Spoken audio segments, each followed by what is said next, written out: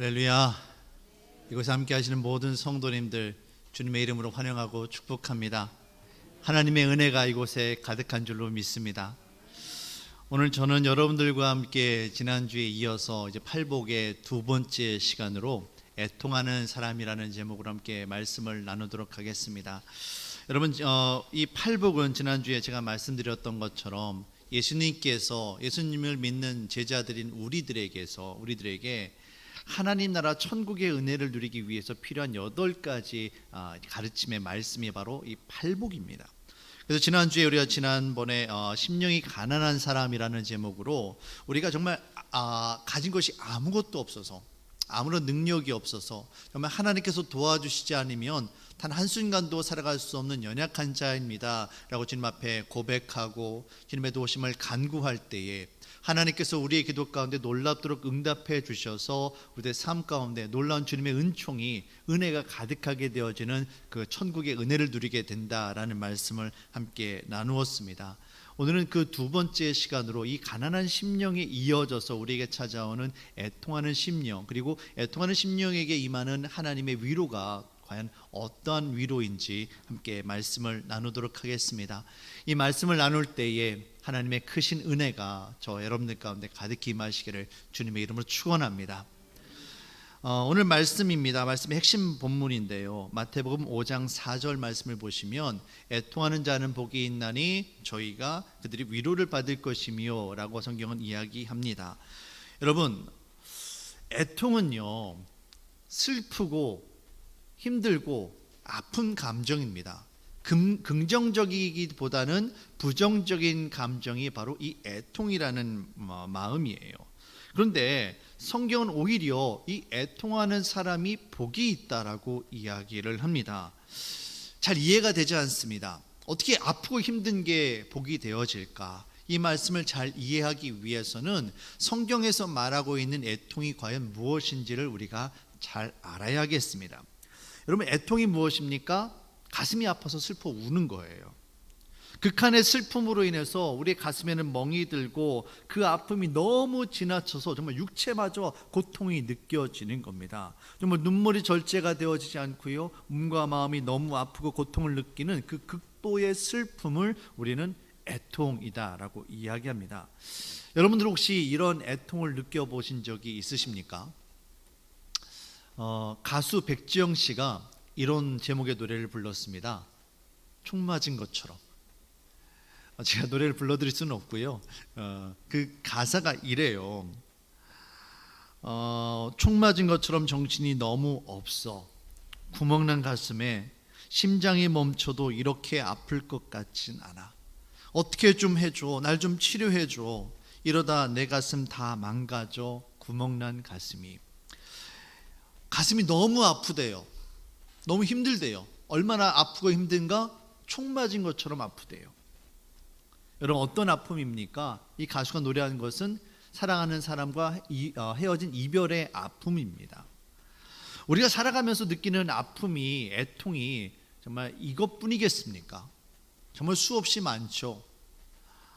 사업에 실패해서, 믿었던 사람에게 배신당해서, 오랫동안 정말 노력하고 준비했는데 시험에 떨어져서 실망해서, 낭망해서 우리는 마음 아파합니다. 힘들어해요. 무엇보다도 가장 큰 슬픔은 아마도 사랑하는 사람을 잃었을 때, 사랑하는 사람이 세상을 떠났을 때 우리에게 다가오는 그 충격과 아픔은 이루 말할 수 없는 충격일 것입니다. 최근에 뉴스 기사들을 보면 여러 가지 사건 사고를 통해서 특별히 자녀를 잃은 부모의 이야기들을 많이 겪게 되어집니다. 그 지하 주차장이 물에 잠겼을 때 아들은 죽고 어머니 혼자 빠져나오게 되어지고, 또 최근에 있었던 공장에서 화재 사고가 일어나면서 사랑하는 아들을 잃어버린 그 부모의 마음들을 우리는 감히 상상할 수 없을 겁니다. 그분들이 얼마나 아프고 얼마나 슬픈지 감히 상상할 수 없는 그런 정말 심한 그런 애통을 그들이 느꼈을 것입니다. 정도의 차이는 있지만 우리가 살아오면서 분명 여러분들 모두가 그런 애통들을 한 번씩 느껴보셨을 거예요. 근데 오늘 성경에서 말하는 세상에서 우리가 이야기하는, 일반적으로 이야기하는 이 애통과는 다른 애통을 이야기합니다.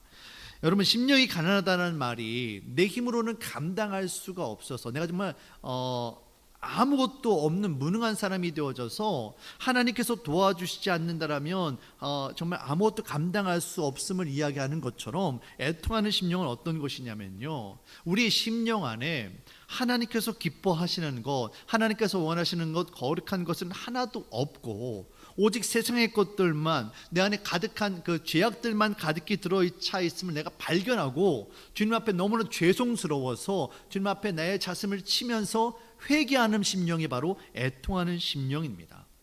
내 안에 정말 있어야 할 것들은 하나도 없고요, 마땅히 없어야 될 것들, 버려야 될 것들만 가득히 들어차 있음을 내가 확인하는 거예요.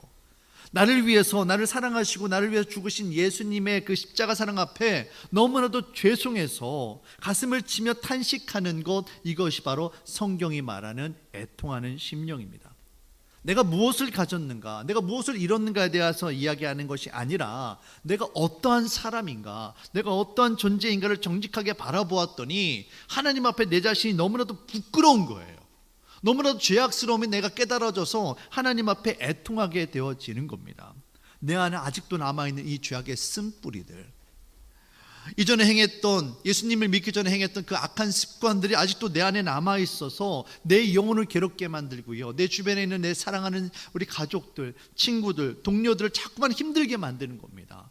그 못된 죄악됨이 아직도 내 안에 남아있음을 깨닫고 가슴을 치며, 하나님, 나는 왜 이러는 겁니까? 하나님, 나는 왜 정말 이것밖에 안 되는 사람입니까? 하나님께서 기뻐하시는 것들은 없고 여전히 죄악 가운데 머물러 있는 나는 도대체 어떤 사람입니까? 이것을 깨달으며 하나님 앞에 아무런 나 스스로가 의로움이 아무것도 없음을 깨닫고 가슴을 치며 슬퍼하는 것이 바로 성경이 말하는 애통함입니다.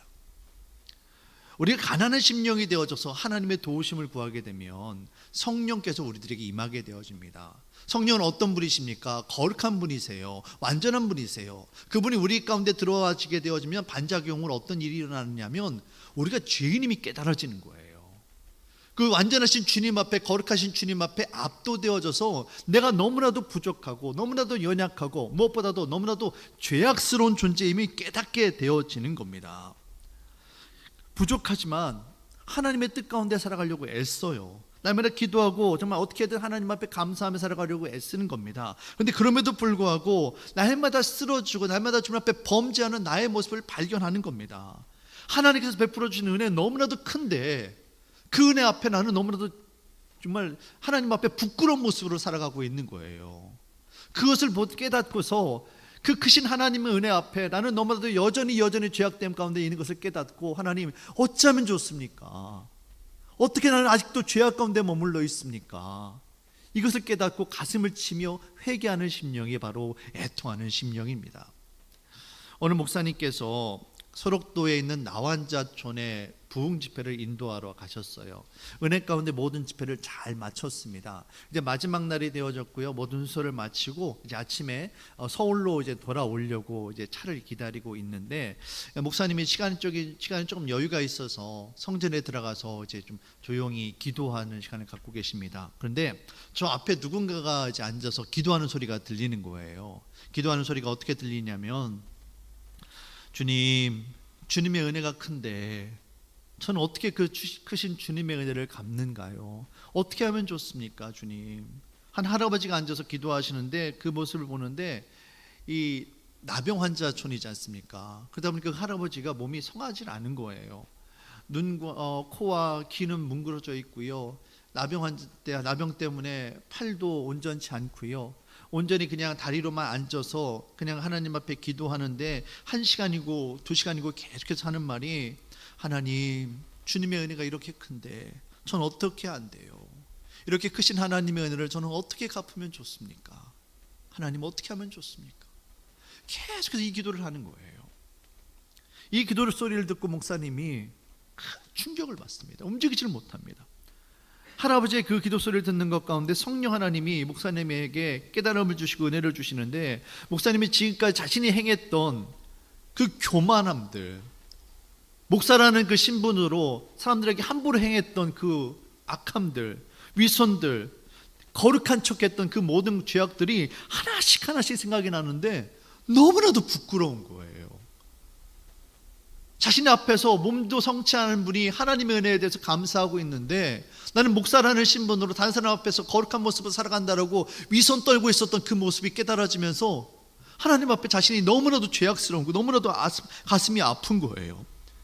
자신을 데리러 온 차가 뒤에서 빵빵거리고 있는데 그 소리가 전혀 들리질 않습니다. 하나님 앞에 자기 자신 너무나도 부끄러워서 하나님, 나는 너무 죄송합니다. 하나님, 제가 어떻게 하면 좋습니까? 가슴을 치며 회개하기 시작합니다. 이게 뭐예요, 여러분? 이게 바로 애통하는 마음이에요. 사랑하는 성도 여러분, 애통하는 심령에게 하나님의 위로가 임하게 됨을 여러분 믿으시길 바랍니다. 우리의 가슴을 치며 내 안에 하나님께서 기뻐하시는 거룩한 것은 하나도 없고 내가 멀리해야 할 세상의 죄악들만이 가득히 들어차 있고 여전히 나쁜 습관들을 끊어버리지 못하고 계속해서 그 안에서 뒹굴고 있는 나의 모습을 보면서 안타까워하며 애통하며 하나님 앞에 부르짖는 그 심령 가운데 하나님의 위로가 임하게 되어집니다. 아모스 5장 4절 말씀입니다. 여호와께서 이스라엘 족속에게 이와 같이 말씀하시기를 너희는 나를 찾으라 그리하면 살리라. 우리 자신의 의로는 결코 살아갈 수가 없습니다. 우리가 주님을 찾을 때, 주님을 만나게 되어질 때 그때 우리가 살아날 수 있게 되어집니다. 예레미야 29장 13절 말씀입니다. 너희가 온 마음으로 나를 구하면 나를 찾을 것이요 나를 만나리라. 우리가 애통하는 마음으로 하나님을 찾으며 하나님의 위로를 구할 때에 하나님께서 우리를 만나 주시고 우리를 위로해 주시는 그 축복이 우리 가운데 임하게 되어집니다. 하나님 성도 여러분, 우리가 애통하는 심령이 되어져서 하나님의 위로를 구할 때 하나님께서 우리에게 찾아오시고 우리를 어루만져 주시고 위로해 주심을 여러분 깨달으시길 바랍니다.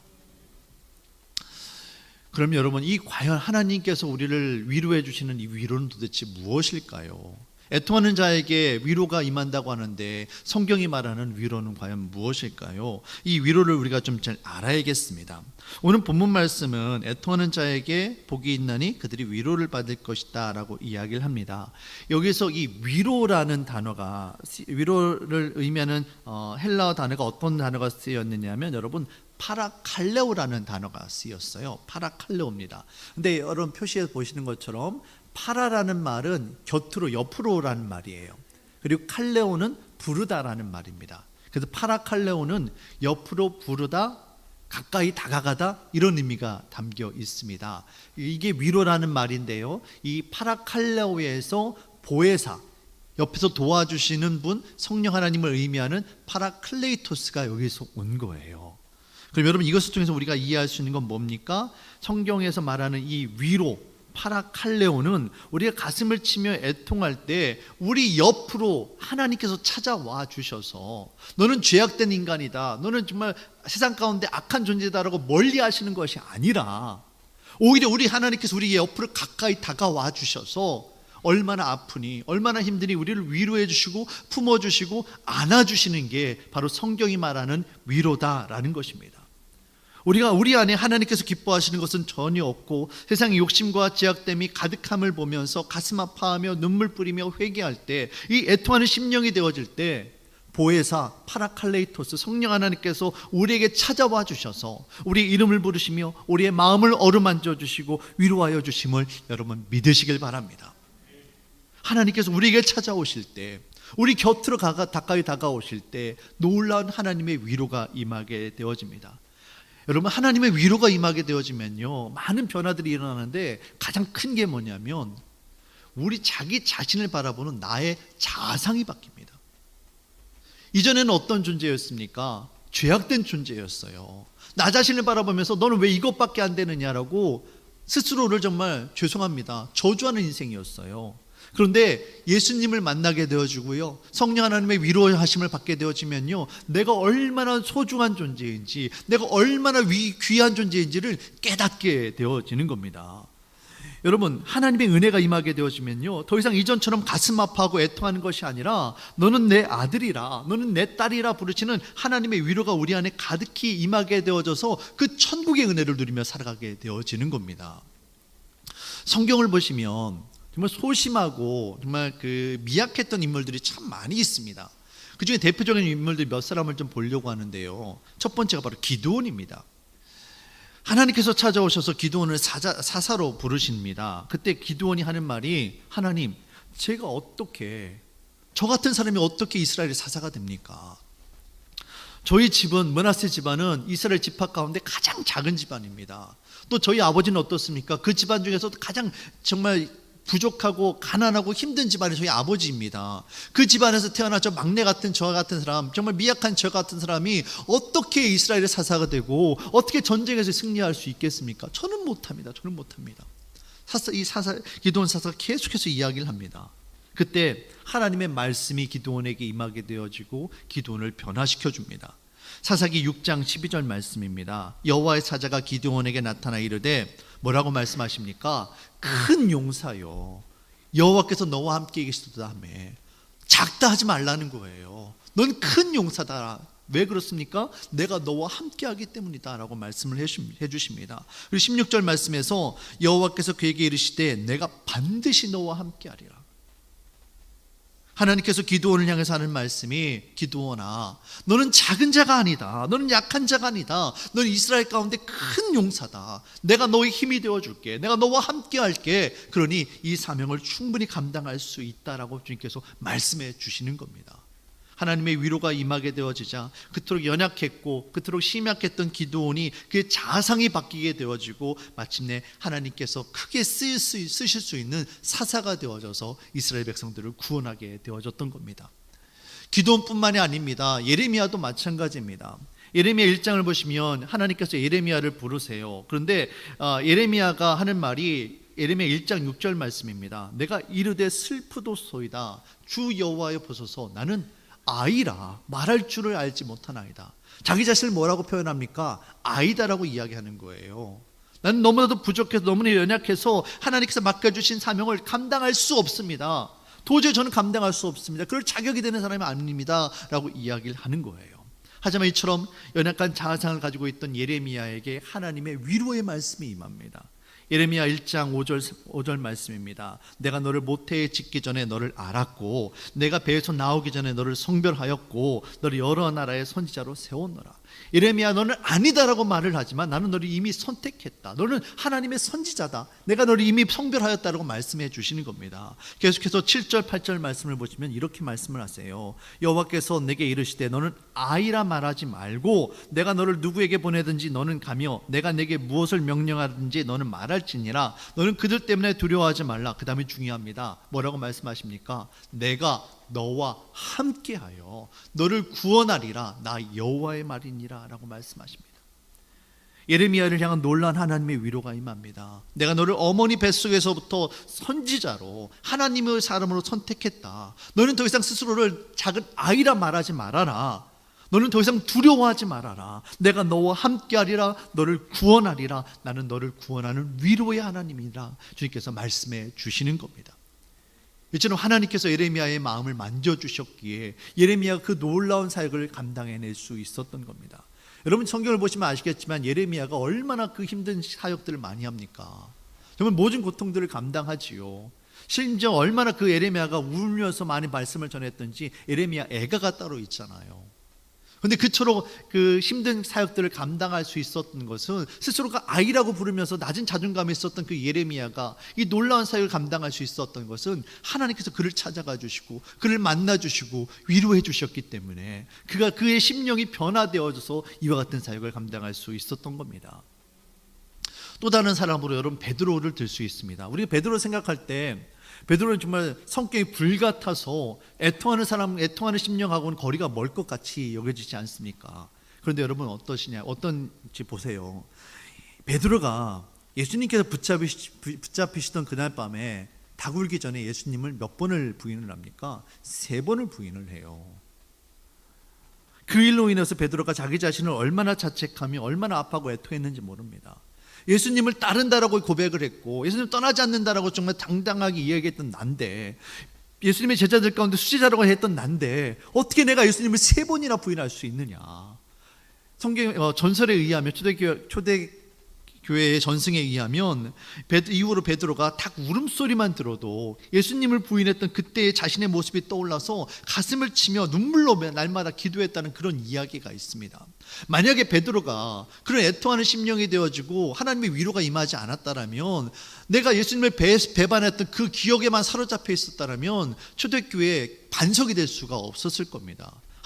예수님의 위로가 그에게 임했기 때문에 베드로가 그와 같은 놀라운 사역을 감당할 수 있었던 거예요. 어떤 겁니까? 이런 거예요.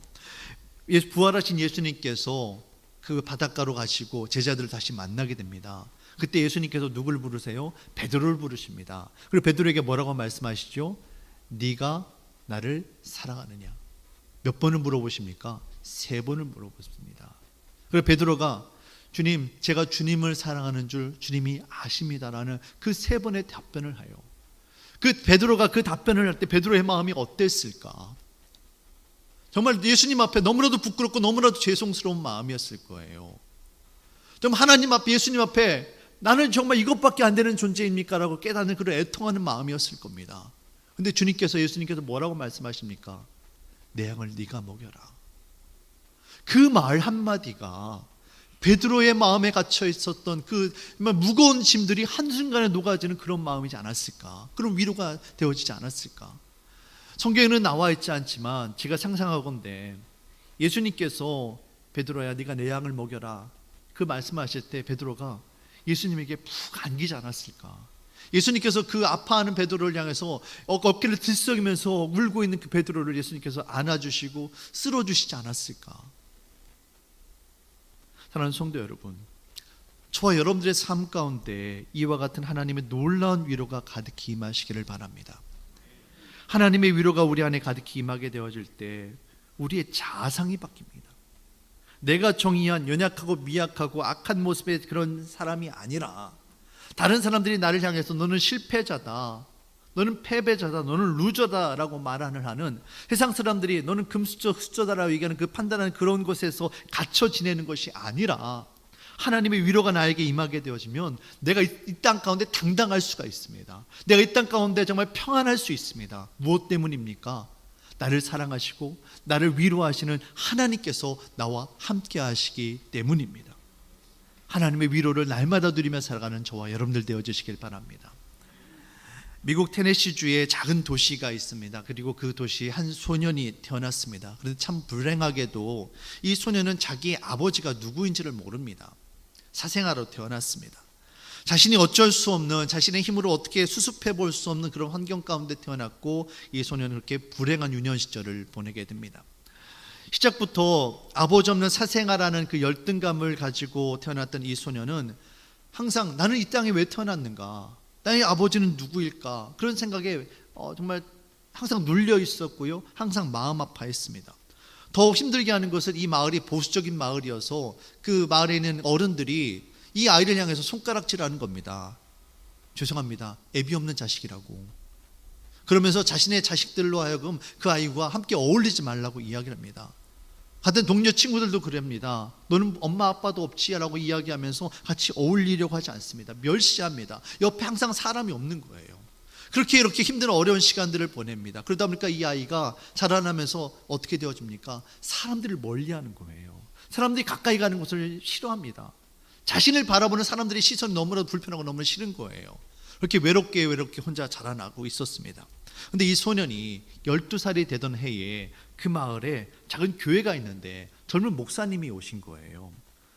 소년은 그때까지 한 번도 교회에 가본 적이 없었습니다. 왜냐하면 교회 가면 사람들을 만나야 되잖아요. 사람들이 시선이 부담스러워서 교회를 한 번도 가본 적이 없었어요. 그런데 교회 목사님이 오셨는데 그 목사님이 부임하셔가지고 목사님이 가시는 곳마다 분위기가 밝아지고 사람들이 하나님의 말씀으로 위로를 받고 은혜 받는다는 소식을 전해 듣습니다. 이 소년도 나도 한번 가볼까? 정말 궁금한 거예요. 사람들이 다 위로를 받는다는데, 은혜를 받는다는데 자기도 그러고 싶은 거예요. 그래서 조용히 한번 교회를 갔습니다. 처음부터 교회로 오면 안 되잖아요. 사람들이 시선이 불편하잖아요. 그러니까 예배가 시작되어지면 한 10분, 15분쯤 저 뒤에 조용히 와서 아무도 모르게 조용히 앉아있다 예배를 드리고 가는 겁니다. 예배를 끝날 때도 같이 끝나면 안 돼요. 목사님 축도할 때쯤 이전에 먼저 나가야 됩니다. 왜요? 사람들을 마주치니까. 그게 싫어서 계속해서 그렇게 예배를 참석하고 은혜를 받습니다. 시간마다 예배를 참석하는데 전해지는 말씀을 통해서 이 소년이 위로를 받고 하나님의 은혜를 받습니다. 그 심령이 변화되어지는 겁니다. 하루는 예배 시간에 예배를 드리는데 너무 은혜가 되는 거예요. 그래서 이 소년이 일어나서 나가는 타이밍을 놓쳐버렸습니다. 자신이 너무 은혜 받고 기도하고 눈을 떠보니까 이미 예배가 끝나버렸어요. 목사님 축도가 끝나버렸어요. 사람들이 일어나서 한 사람씩 두 사람씩 뒤에 빠져나가기 시작합니다. 어쩔 수 없이 이 소년도 일어나서 사람들 사이에 섞여서 교회를 빠져나가기 시작을 합니다. 그런데 그때 이 목사님이 이 소년을 발견하고 목사님이 이 소년에게 이렇게 이야기를 하는 겁니다. 네가 누구 아들이더라? 주변에 있던 사람들이 이 소년을 알아보고 순간 조용해집니다. 이 아이가 아버지가 없잖아요. 그런데 목사님이 네가 누구 아들이더라 이 말을 하니까 사람들이 조용해지는 거예요.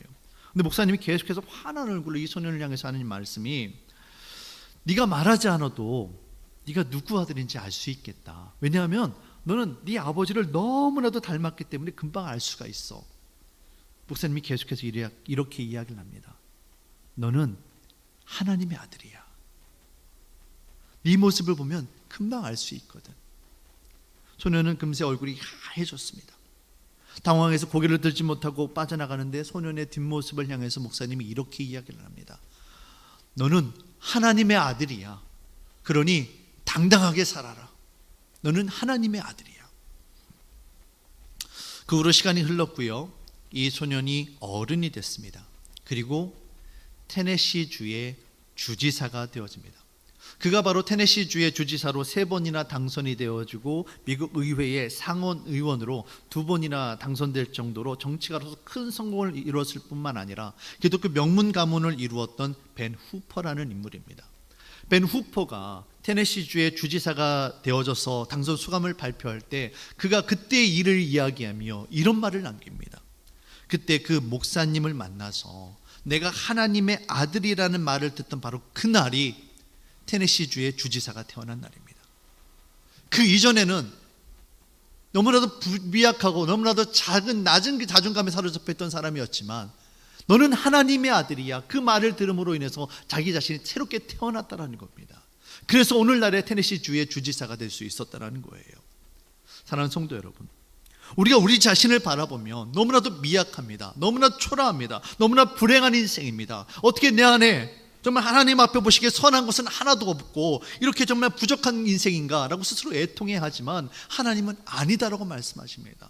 우리 향해 주님께서 하시는 말씀이 너는 내 아들이다. 너는 내 딸이다. 내가 너를 선택하였다. 내가 너의 아버지가 되어줄게. 내가 너와 함께 할게. 주님 우리에게 말씀해 주십니다. 베드로전서 2장 9절 말씀입니다. 너희는 택하신 족속이요 왕같은 제사장들이요 거룩한 나라요 그의 소유관 된 백성이니 이는 너희를 어두운 데서 불러내어 그의 기이한 빛에 들어가게 하신 이의 아름다운 덕을 선포하게 하려 하심이라. 우리가 어두운 가운데 있었어요. 우리 자신을 바라볼 때 너무나 미약하고 너무나 부족한 존재였습니다. 그런데 하나님은 어떻게 하십니까? 우리 곁으로 찾아와 주셔서 너는 내 아들이다, 너는 내 딸이다 부르시면서 너는 택하신 족속이요 왕같은 제사장들이요 거룩한 소유요 그의 소유된 하나님 나라 백성이다라고 주께서 말씀해 주시는 겁니다. 사랑하는 성도 여러분, 세상의 소리에 마음 아파하지 마십시오. 여러분들을 힘들게 하는 그 죄악 가운데 가득한 악한 사단의 소리에 속아 넘어가지 마십시오. 저와 여러분들은 너무나도 소중한 하나님의 아들, 딸들입니다. 하나님이 함께 하실 때 우리가 이 땅 가운데서 정말 당당하게 살아갈 수 있습니다. 애통하는 자는 복이 있나니 그가 하나님의 위로를 받게 되어집니다. 하나님의 위로를 날마다 누리며 살아가는 저와 여러분들 되어주시기를 주님의 이름으로 축원합니다.